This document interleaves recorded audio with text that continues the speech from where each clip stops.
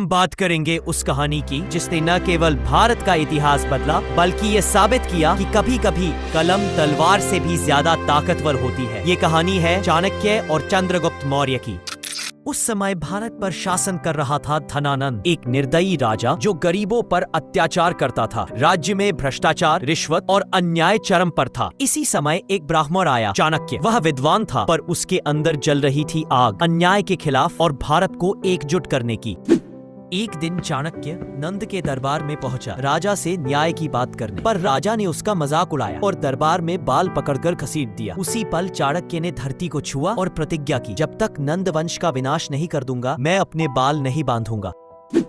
एक दिन चाणक्य की नजर पड़ी एक तेजस्वी बालक पर, चंद्रगुप्त मौर्य। उसकी आंखों में था सपना और दिल में हिम्मत। चाणक्य ने समझ लिया यही वो व्यक्ति है जो भारत को एकजुट कर सकता है। उन्होंने उसे शिक्षा दी, युद्ध कौशल सिखाया और एक एक योजना बनाई साम्राज्य की नींव रखने की।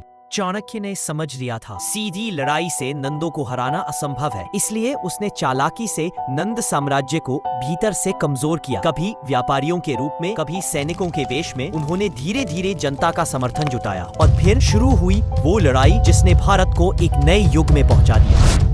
आखिरकार चंद्रगुप्त और चाणक्य ने पाटलिपुत्र पर कब्जा कर लिया। धनानंद हार गया और चंद्रगुप्त मौर्य बना भारत का प्रथम सम्राट। और उसके पीछे एक छाया की तरह खड़ा था वो व्यक्ति जिसने सब कुछ बदल दिया, चाणक्य। चाणक्य ने बाद में लिखा अर्थशास्त्र, जिसमें शासन, राजनीति और अर्थव्यवस्था के सिद्धांत है। जो अपने उद्देश्य में दृढ़ रहता है, संसार की कोई शक्ति उसे रोक नहीं सकती। ये कहानी सिर्फ इतिहास नहीं है, ये सबक है कि ज्ञान और रणनीति से किसी भी अन्याय का अंत किया जा सकता है।